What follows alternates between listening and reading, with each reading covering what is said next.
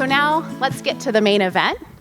I'm hearing from our mayor on our 2022 State of the City address. Mayor Nadine Woodward.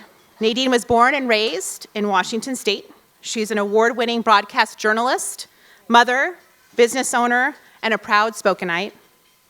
After broadcast news jobs in Idaho, Nadine arrived in Spokane in 1990, first working at KREM, then moving to KXLY in 2010. During her television career, Nadine made the Spokane community the focus of her work, both on and off the camera. She supported and emceed events, fundraisers, and served as the honorary chair for a multitude of different causes, including the Spokane County Alzheimer's Association, the Susan G. Komen Race for the Cure, the Go Red for Women and American Heart Association, Anna Ogden Hall, Teen Challenge, Rescue for All, the Inland Northwest Animal Rescue, Women Helping Women, March of Dimes, Red Cross Heroes, Children's Miracle Network, the Sacred Heart Children's Hospital, and Coats for Kids. A really incredible network of organizations supporting community, family, and kids here in our region. Nadine has a Bachelor of Science degree from the University of Portland, and as we know, is proud to serve as the mayor of the city of Spokane. Please join me in welcoming Mayor Nadine Woodward.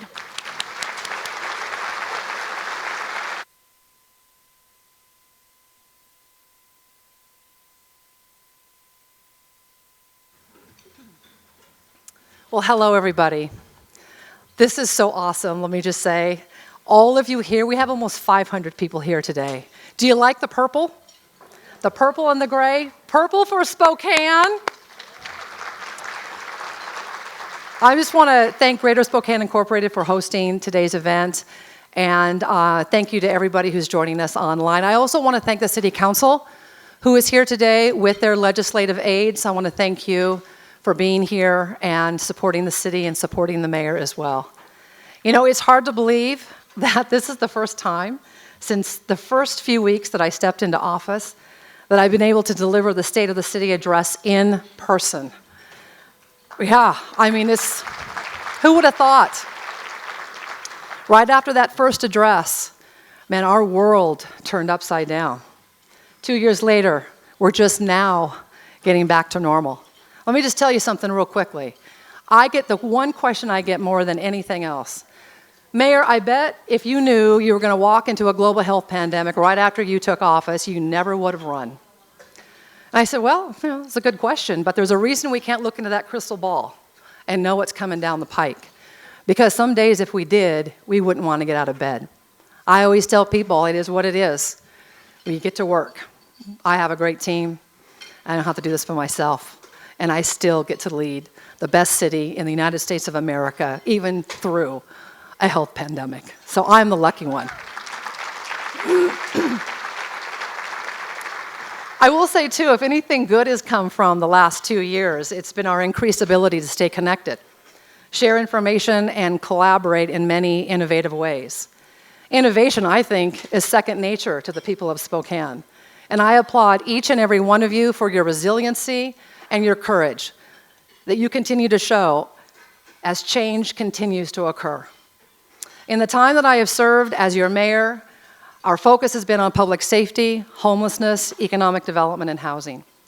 And as I stated in my first address to the community, we would accomplish growth in these areas by prioritizing the work, collaborating, and building strong relationships, and focusing on delivering quality results. That is no easy task, I'll tell you that. My primary role is to serve all the citizens of Spokane.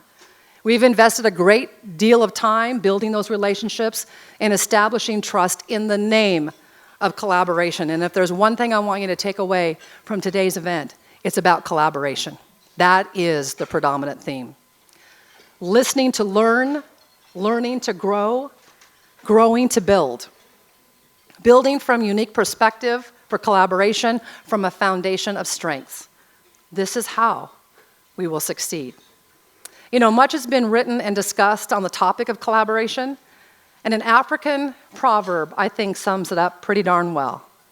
If you want to go fast, go alone. If you want to go far, go together. That's Spokane. Our time together, we're going to talk about these results delivered despite the grips of a global pandemic. After working closely with many community partners, we'll announce new initiatives that will restore the vibrancy, the vitality, and the resiliency to a community at the center of a regional ecosystem.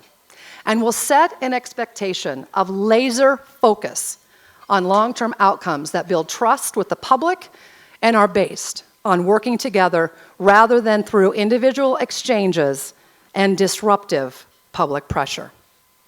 A few things I can say with certainty. It's going to be bumpy at times.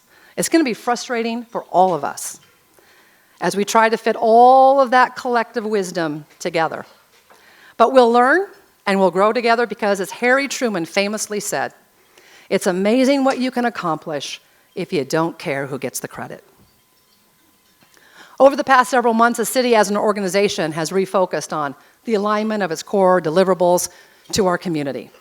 That has included examining how we think, exchange, and produce. That process has led us to add new emphasis on operational sustainability and mental health. Operational sustainability is the nuts and bolts of what we do. The impact of the pandemic on our workforce, how we deliver services, and how we convene people and ideas has been at the center of those conversations. That includes everything from resource efficiencies, staffing levels, use of technology, and most importantly, the safety and well-being of our customers and those in our organization who serve them. While we'll talk about some of those details a little bit later, what we kept coming back to is a discussion about mental health.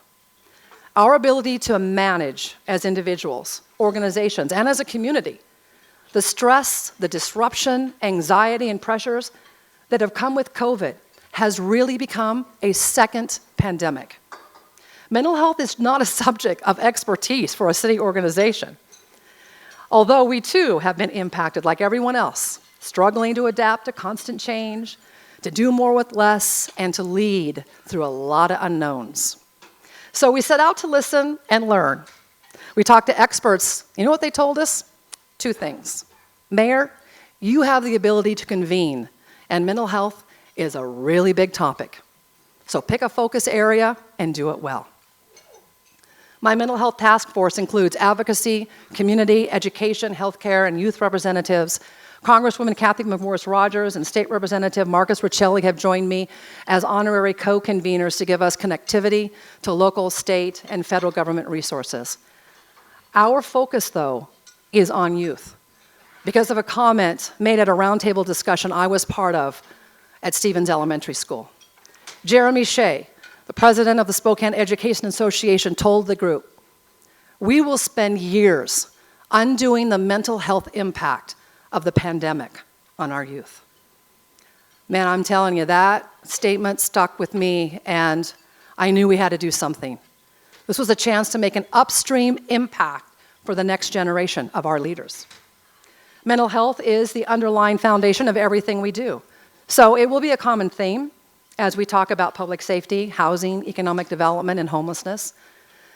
Let me start off our discussion about public safety with a huge thank you to the voters of Spokane in supporting our firefighters and emergency medical responders. Our community, thank you. Our community approved another 6-year extension of the levy that allows the Spokane Fire Department to be there and to be there quickly when you need them.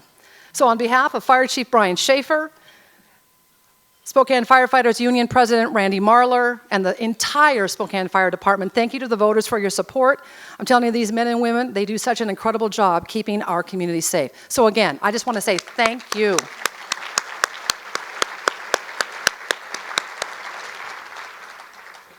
Public safety is incredibly important in everything we do. In fact, it ranks as one of the top priorities of our community, which is why we commit so much time and resources to continuously fine-tune how we structure, operate, and deliver services. Mental health has been a consideration for the Spokane Police Department long before this pandemic cast a white-hot light on the issue. A few years ago, the department partnered with Frontier Behavioral Health to pair mental health professionals with our police officers in search of a very simple outcome: to assist an individual at the moment they're in crisis before they can harm themselves or anyone else. The program has continued to expand for one simple reason: it's working. Last year, the Behavioral Health Unit contacted more than 4,000 people in crisis. That's nearly a 10% increase over the previous year. Of those encounters, fewer than 1% were arrested. In 680 instances, behavioral health professionals determined that a hospital or involuntary treatment was the safest option. A little more than 300 were diverted from what could have been an arrest. Think about that for a minute. More than 4,000 interactions and fewer than 36 arrests? That's pretty amazing. There's also significant benefits to the officers and to our community.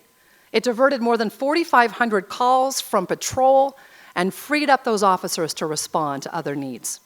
Spokane is finding a way to meet a nationwide challenge, and I think that shows pretty remarkable leadership. Police resources are always at a premium, so we partnered, thankfully, thank you City Council, to establish a hire ahead program that allows SPD to hire 10 officers over its allocated capacity positions while staying within their approved budget to reduce the time that it takes to replace employees who either leave the department or retire. Refocusing officer efforts and attention to crime prevention and response is critical, particularly in a time when we're seeing crime on the rise across the country.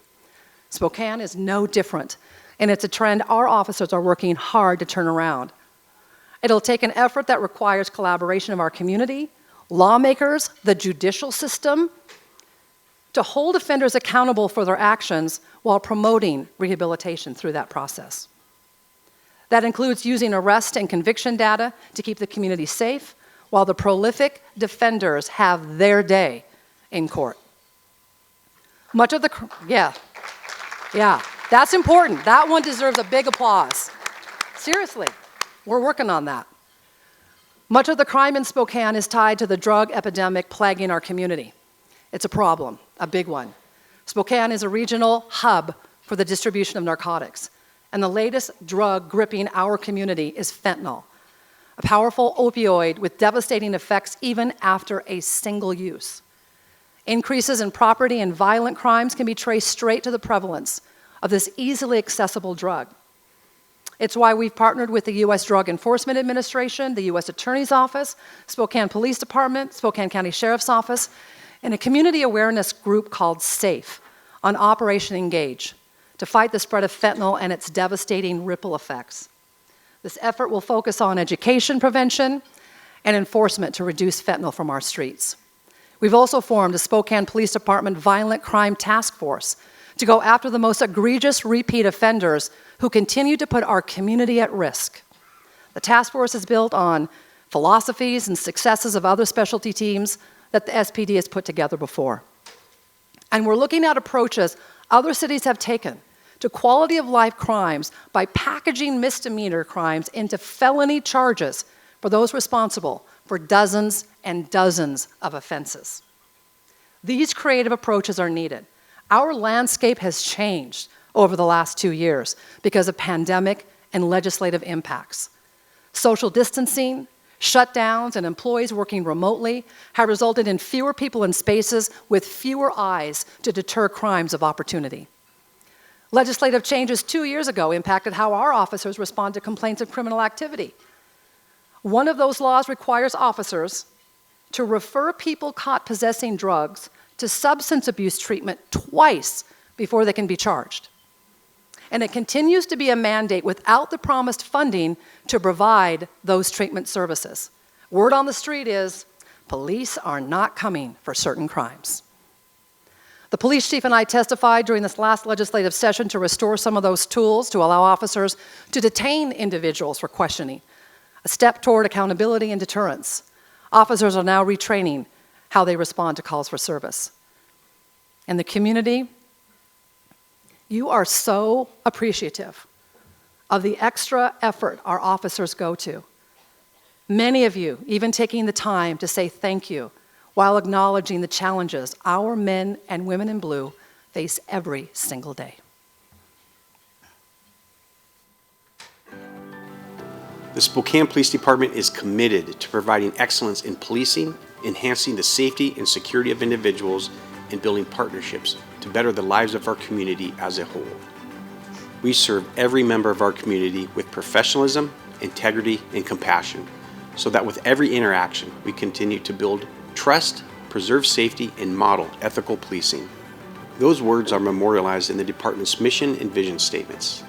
They are operationalized in the evaluation of candidates, the values of officers, and the ongoing training they receive. They are the foundation of more than a decade of emphasis on prioritizing community policing. Last year, the Spokane Police Department received 214 commendations from the community. Yeah, it was a drug house right on the corner, and it was a hot mess. Yesterday marked a wonderful day in our South Perry District neighborhood. A new young family with a sweet young daughter and 2 dogs moved into the former nuisance property in our neighborhood. I am smiling from ear to ear to have yet another little one in our neighborhood. We are so blessed. We are blessed. No more nuisance activity in our special piece of heaven. With enormous gratitude, dear Tim. It's been almost 1 year since the neighborhood returned to normalcy. I am so blessed. I love my home and my neighborhood. Thank you so much, dear Tim. All of us are so very grateful. Dear Officer Tim Schwering. Stuff that you hold so dearly and tightly all of a sudden is gone. I want to say a big thank you to 3 officers on your force. Officer Cragen, Officer Stadley and Nguyen arrived shortly after the first officer. All 3 were not only perfectly professional, but thoughtful, courteous, respectful, helpful, and considerate as well. my cell phone was recovered, and when I noticed my SIM card was missing, Officer Stadley and Nguyen made a second trip into the house to look for the SIM card. Even if my phone had not been recovered, the officers were outstanding in handling the incident. I am grateful to them for responding to a probably minor to you, but major to me incident. Do you realize how dependent we have become on those little devices when your force has so many other pressing issues? I am always appreciative of all our Spokane police officers and their support staff for their continued commitment to keeping us safe, and my personal incident only reinforces my feelings of gratitude and support. It's nice to know that we all watch out for each other and Officer Willard watches out for us. We had an individual trespass onto our property a few days ago that tried to duck the ring cameras and go behind our home. He didn't see the other ring that captured it all. I also turned on the video on my phone. He wanted to pick my Arona berries that go for $12 to $20 a pound. I said no and to leave my property. He didn't and began chewing me out that the berries were going to waste. Did I own the property? And then he said he jumped the fence over the hill to make entry on Southeast Boulevard, next to the Arona berry trees. I called Officer Willard, NRO, for help. He's helped our neighborhood numerous times regarding homeless people camping in the woods. He always returns your calls, including yesterday. Since I had the plate number, he was able to get a hold of the individual and explain the consequences of trespassing on property that is not his. Officer Willard's extremely helpful, Polite, and proactive. He's a huge asset to the department. and all of us neighbors hope he never leaves the Southside Cop Station. We hope he gets the recognition that he deserves. There's too much police bashing out there. We just wanted you all to know how helpful. How helpful Officer Willard is. Thank you for your time. Sincerely, Amy and Mike Warren. I see it as a great opportunity for partnership around the safety of children. I know and trust the work that Sean does and that he's going to do it well and in the best interest of those that he's working with. I wanted to pass along our appreciation of Sean for all of his work on a particular case. The work that we all do can often be difficult and requires attunement to not only the needs of vulnerable children, but also awareness of intricacies involved in working with a team To secure the best safety outcomes for children. Sean has done a tremendous job working with us in support of these children. Thank you to you and your team for all the amazing work you do. Sean is the best. And we are so lucky to get to work with such a dedicated detective. He always goes above and beyond the call of duty and never hesitates to do what is needed to keep children safe. P.S. I'm not shouting, just really passionate about my sentiments towards Sean. Well, thank you to those officers in the videos and to our 356 men and women who wear the badge to serve you.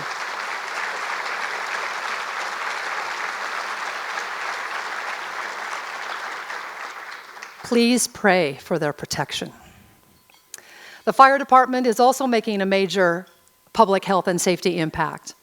Its teams rescued 6 people from residential fires last year, and already this year they've rescued 3.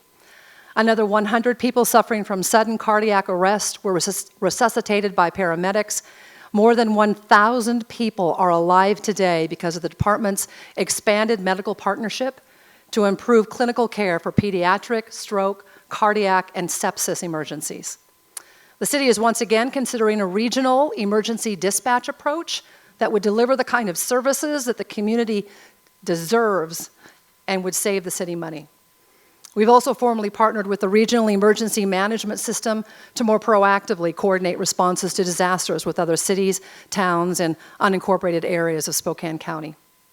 Our improvements to public safety directly impact quality of life as we work now to restore vibrancy, vitality, and resiliency to our downtown, the region's economic engine and gathering place.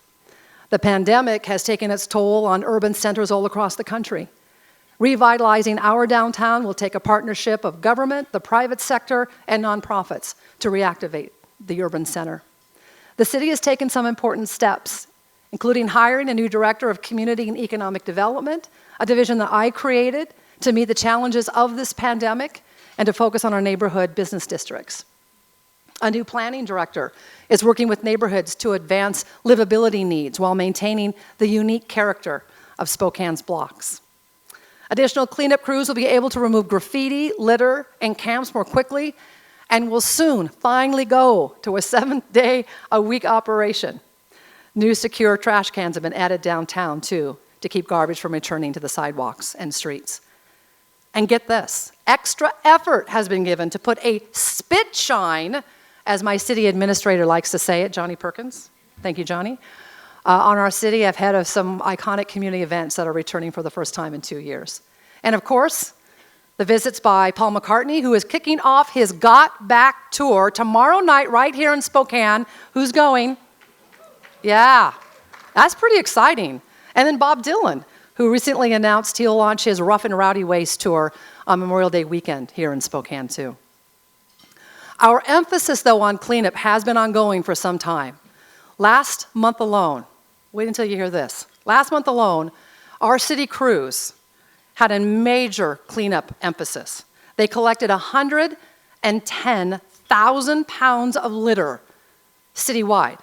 Not the weekly curbside garbage pickup. We're talking litter discarded in our public spaces. That's the amount of garbage that 275 families of 4 generate in a month. Revitalization of our business corridors is being coordinated citywide next month to invite people back to local businesses and to take part in community events again. I'm really excited about an alleyway activation program that took a small step last summer, but that will be showcased for expansion this June to give people new inviting ways to enjoy our downtown and to deter unwanted activity. All of these activities are building toward a return of events this summer that will serve as an enthusiastic and energetic welcome back to the city that we so cherish in our community. I just want to say a huge thank you to the Downtown Spokane Partnership for all the work that they do alongside the city to make this happen. They are such an asset to our city. Thank you, DSP.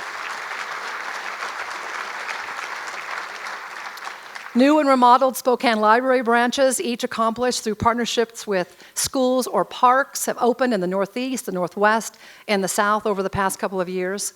Investments in neighborhood parks and trails are adding to our reputation for livability and are great complements to the beautiful transformation of Riverfront Park as the region's front porch. Simultaneously, yes, that deserves applause too. I'll tell you, anytime I talk to visitors who are from out of town, they say, that is the jewel of the city, what you have right there. Thank you for your investment. That took a lot of money from voters too. Simultaneously, the city is working to simplify and improve key economic development incentives, such as the multifamily tax exemption and projects of citywide significance program, to make them easier to access and administer. Regional stakeholders are also discussing how we can work together to strengthen broadband fiber, to create an internal exchange point, or that is, an internet exchange point, which significantly improves our competitiveness in today's virtual world. These are all critically important support in existing new businesses as we emerge even stronger from the disruption of the last 2 years. Fortunately, we have a lot to build on, including, I'm so excited about this, celebrating the U.S. Small Business Administration's Regional Young Entrepreneur of the Year from right here in Spokane. This is a big deal. Jessica Winfrey Atkinson, please stand up.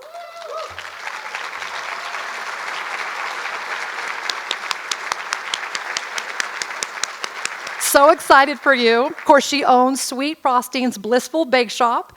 She's being recognized for demonstrating resiliency, staying power, and innovation. Sweet Frosting's opened in 2011. They've expanded 3 times and now employ 35 people. And Jessica is with us today. Thanks again for all your work in our city and for just staying in there during a really tough time. We don't have an award today.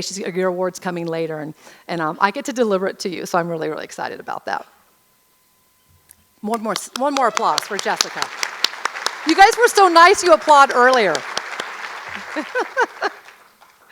Well, building from here requires partnership with the private sector and nonprofits to reactivate a common community known for its vitality, energy, and hospitality.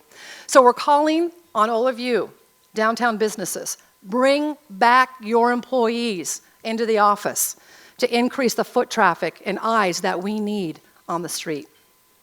New sports, recreation, and entertainment additions are activating the north bank of the Spokane River to help expand our downtown area with the river as its majestic centerpiece. Stakeholders are discussing shared parking, transportation links, and new housing, commercial and mixed-use development that reinvents Spokane as a centerpiece 50 years after we invited the World's Fair to visit here. We're also working with the City Council to protect riverbanks against the impacts of camping and littering to enhance our Cleaner River Faster initiative that kept pollution out of the river so we could get back into it. So by now you're understanding that this is not a one-size-fits-all solution and approach. And it's fitting that during Spokane Gives Month, which is in April, we're talking about how everyone plays a small part to the betterment of our greater community. Spokane Gives is in its 9th year.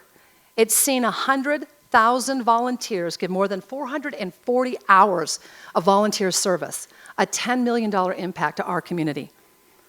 That is the power of a city coming together toward a common goal, to be a compassionate community where there's opportunity and support to do great things. Take a look at what we're doing to create those opportunities.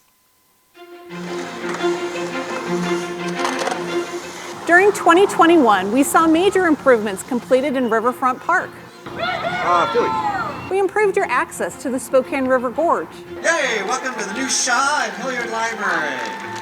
And opened new schools for our children.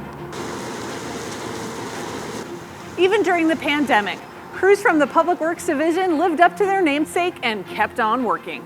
Grind and overlay projects in every corner of the city and new pavement around high-profile attractions like the arena and the podium. And the work to make Spokane an inviting place for residents, business, and visitors continues.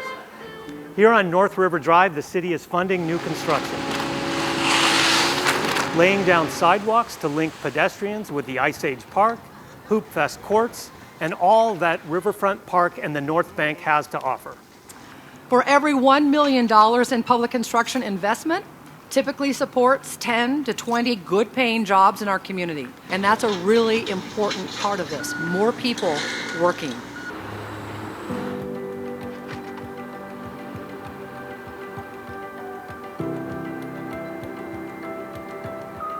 This project was so important to us because it really is about connecting downtown to other parts of Spokane. You add in things like the University District Gateway Bridge, and suddenly we have a place where people want to be, they want to work and play and live.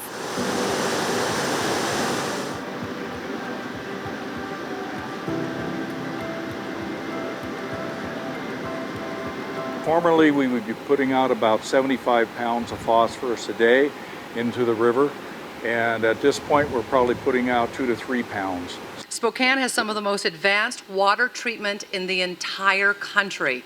That really is something to celebrate. When we clean up that river, we give even more reasons for people to connect with the river. The river is about economic growth.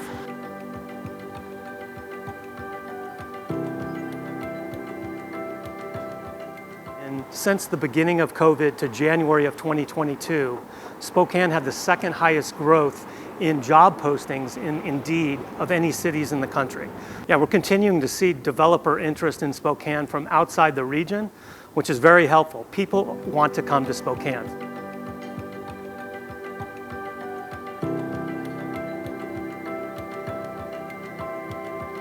And from this spot just to the east here, we can see the construction that's happening on downtown's newest residential tower. And that's another thing we're very excited in. It's a great visual sign of the confidence that investors have in our downtown.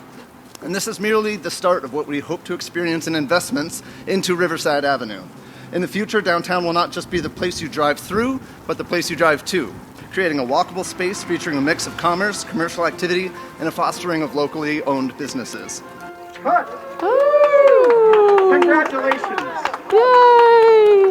We want to stand with you to make you as successful as possible and to make our downtown the best place to live, work, and play.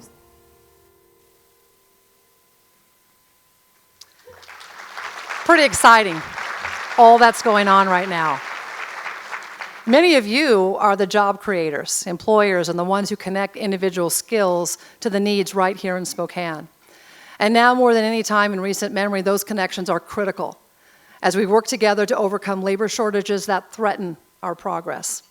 That includes housing, which has fallen victim to a perfect storm of lagging production and inventory, labor and materials challenges, and regulatory considerations as we work our way out of a challenge that nearly every city in this country is facing. Consider this. When the pandemic hit, the median home price in Spokane County was right around $288,000. The median home price just set a record for a second consecutive month in March at $430,000. That's a 50% increase in 2 years and the kind of astronomical impact that we're challenged with. Several months ago, I declared a housing emergency in Spokane. That declaration included more than 24 priority actions that my administration would take in partnership with the City Council to immediately improve housing availability at all levels. Those actions range from staffing, code enforcement changes, and community engagement. Since that declaration, the city has prioritized hiring to focus on housing outcomes. Full route plan reviews on residential projects have dropped from 6 weeks to 2.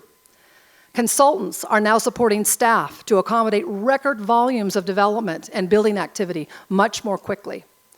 The planning department has led a Shaping Spokane housing initiative that proposes more flexibility for residential development, particularly for duplexes, townhouses, accessory dwelling units, and short-term rentals in commercial zones.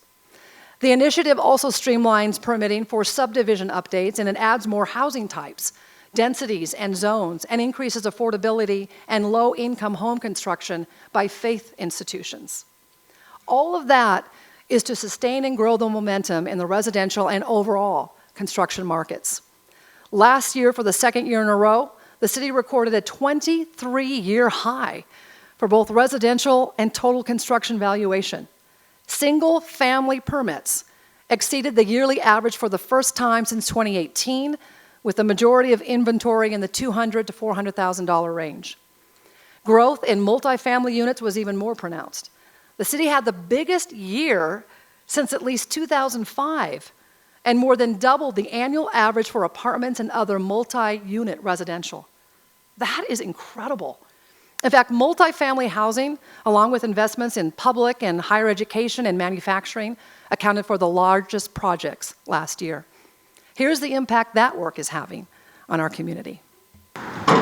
The City of Spokane is creating a housing action plan to increase housing options that are affordable and accessible to people and families of all income levels in our community and trying to identify ways that we could adjust regulations, incentives to promote development.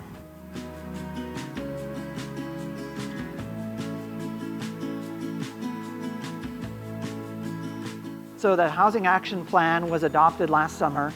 That conversation continues now as we look at specific recommendations to change our development code to make things like this duplex development possible. There are people who might be interested in building a backyard house, an accessory dwelling unit, we call it in planning terms, to house a family member, or maybe to supplement the income so they can have an easier time paying their mortgage. And housing that's built in one place can complement housing and businesses in other places.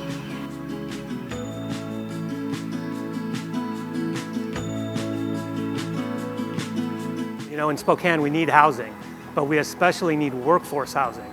And that project on Brown and Riverside will be providing 139 units of workforce housing for firefighters, nurses, teachers, and other people that need it. Not only that, it's a project that's situated very close to amenities of downtown and walking distance of the University District. It fits in perfectly with our goal in getting more housing downtown, more infill housing, and providing more workforce housing.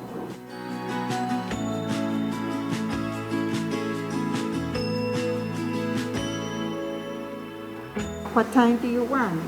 Yes, but you can come over here and we can help you. December 2020? I've lived there for almost a year. And now the city of Spokane has got involved with some federal money.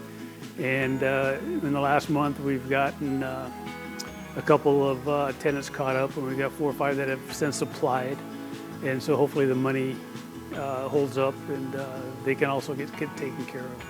I tell you what, I was able to give more to a Vista, to everything that's still for our livelihood as well, to keep things running.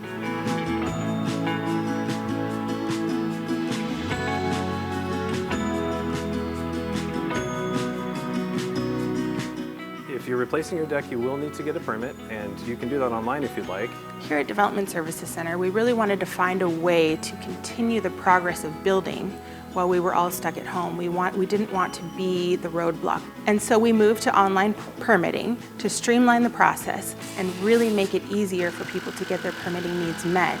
Once we've had that conversation and we've set the zoning parameters and all of the controls that we have on land use, then we want to do everything we can to make sure that developers are realizing that vision. So anyone looking to learn more about what we're doing, shapingspokanehousing.com. You'll get some more information there.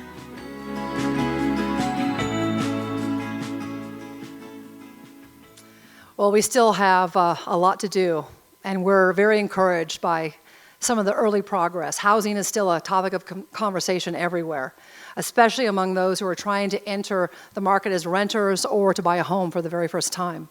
Housing inventory at all levels is one of the greatest factors impacting our ability to get and to keep people housed. Spokane, like virtually every other community across this country, is wrestling with how to help its homeless population. Passionate debate has been about how to provide shelter, what types, and what to do with people who just don't want help. Today, we're announcing the next evolution of our homeless plan. It is the extension of work that we announced back in July of 2020 that added low-barrier shelter space for youth, young adults, men, women, and families, provided greater consistency to shelter users and providers, introduced a bridge housing program as a crucial gateway to get out of homelessness, and taken major steps toward a true regional approach. And it's based on recommendations in the Continuum of Care 5-year plan. The plan that we're announcing today is built on community collaboration and relies on resources from providers, nonprofits, private industry, and government to further build a regional system of assets and resources that meet people with services, prevent them from becoming homeless, or get them temporarily housed and move them out of homelessness. The idea was to bring people together and groups with vastly different approaches and ideologies around this universally shared belief that sidewalks, alleyways, and other outdoor spaces are not safe, healthy, or humane. For those struggling with mental health, substance abuse, or other conditions that require emergency interventions and a permanent housing solution. To make homelessness rare, brief, and non-recurring by fostering shared responsibility among stakeholders. I'm going to tell you, homelessness is an issue that draws out a passion in people that is as personal as it is polarizing. There are as many solutions as there are individuals, homeless and in crisis. Bill Nye said it best. Everyone you will ever meet knows something you don't. My commitment was to listen. And the plan we're announcing today is a culmination of reviewing data and recommendations from all perspectives, socializing that plan with providers, advocates, business owners, and many others to gain as much buy-in and feedback as possible. Any collaboration is based on compromise, and this plan is no different. Everyone should be able to identify with at least some part of the plan, maybe not all. However, the plan provides a path forward to outcomes that we all want to see: a compassionate, safe, and clean city. We've met a couple of times with former Governor Christine Gregoire, who leads an organization that did extensive research about attitudes towards homelessness across the state and here in Spokane. That work showed 3 conclusions. Homelessness is our greatest challenge, and as a state, it is a statewide problem, and it has specific community impacts. So the data, resources, and ideas from people and organizations throughout our region really inform this next evolution of that 2020 plan and has 8 areas of focus. Get individuals emergency housed. Meet them with individualized services. Coordinate supportive resources. Know them by name and need. Deploy caseworkers to meet people where they are physically and in life. Deliver transparency and accountability to maintain buy-in. Create more housing inventory, and expect compassionate accountability. We've already started executing the plan with the 15 steps that you see on the screen behind me. They range from identifying a shelter site for on-demand activation, including during weather, developing a transportation partnership and route to connect people to services that they need, deploying a public shelter dashboard for awareness of resources and what our capacity is, and opening a dialogue with the court system, and this is important, about how to bring greater accountability into our therapeutic courts. And now we need your help.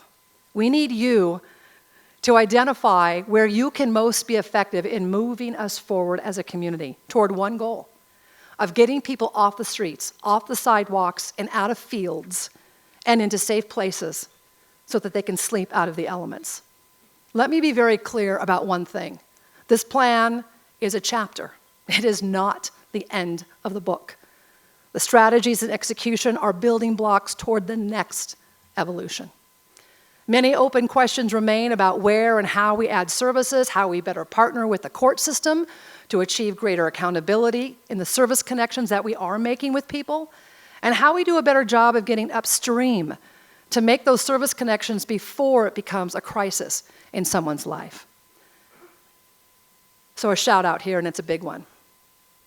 To the Continuum of Care, CHHS Board, the Spokane Low Income Housing Consortium, Spokane Homeless Coalition, Spokane Neighborhood Action Partners, Catholic Charities, Citygate, Family Promise, The Guardians, the Salvation Army, Truth Ministries, UGM, Volunteers of America, Downtown Spokane Partnership, Hello for Good, Hope Street Coalition, Berry Consulting, the Mayor's Advisory Council on Downtown Environment, the Regional Government Group, and so many others in this community. Man, that is a lot of organizations. I just want to say this, that we are listening and will continue to listen.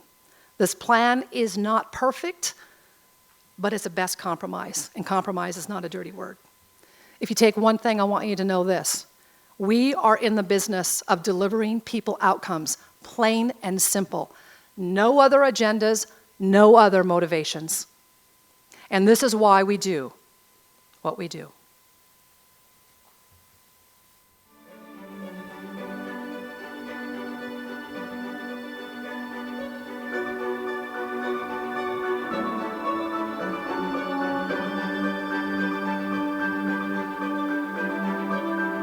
Floor 3, going up. I'm Chris Brewer. I was homeless for about 3 years, and I'm at my new place now in the Rid Path. It's home. It's freedom. The City of Spokane and its regional partners are creating new pathways for people to escape life on the streets here in our city. Their climb to a better life often starts here in our shelter on Cannon Street. Here, where people can have a roof over their heads, basic services like 3 meals a day, showers, laundry service, mail, and with passionate staff to serve their basic needs. Do you want bread or anything? Yes, please.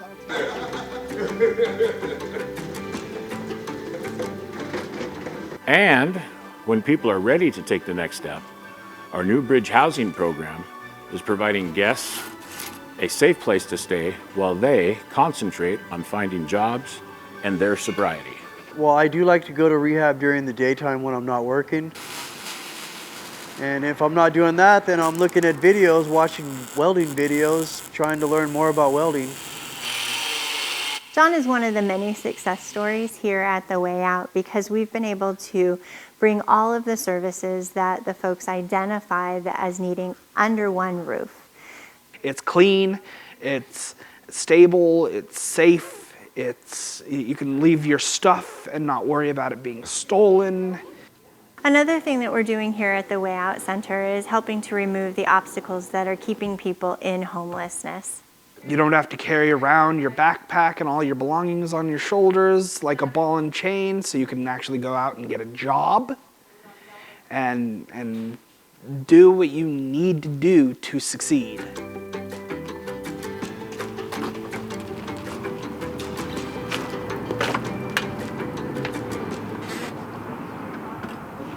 So once we open the doors, we have everyone come in and do an intake, and then we give them some bed, a shelter, a great meal, and then we talk about all the things that they need to be successful and move on from our shelter.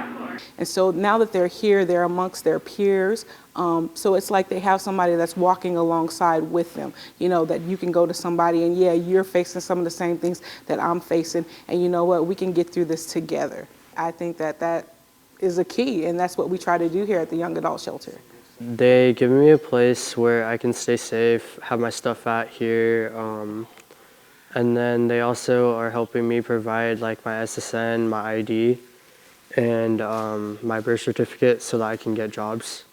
I got a roof over my head now, living, making money, working my butt off just to try to help with bills where I'm staying at.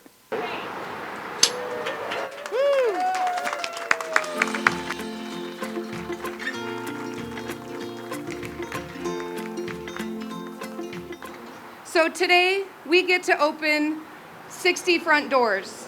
Those 60 keys will welcome home 60 people and those keys mean a warm bed, a place to rest, and a place to rebuild their lives. Today means that we don't have to tell women that there's no beds available for them tonight. You have to want the help in order to receive help. So I was at my rock bottom, and I hope I'll save my life. You've got to put in the effort. You've got to put in the work. You've got to put in, the energy just to get where you want to go. They can only do so much.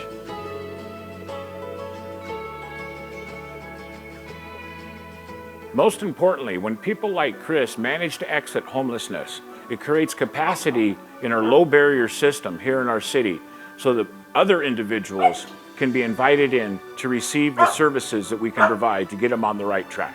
My future is bright. I'll be able to pay off all my debts, never be homeless ever again, and just be independent for the rest of my life.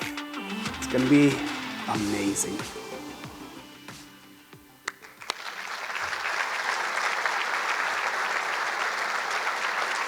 Chris is my special guest today. Please join me in congratulating his success.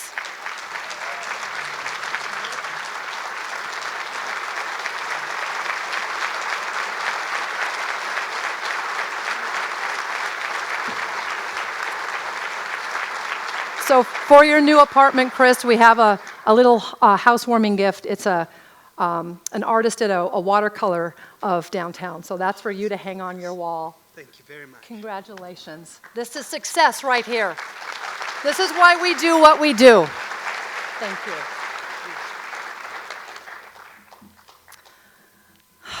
I just love stuff like that. It's so great. As our time draws to a close today, we have one more exciting announcement. We've thrown a lot at you, especially when it comes to homelessness. Much of that requires community resources to get us where we need to go. So we'll be announcing a community fundraising initiative to close Spokane Gives Month next week.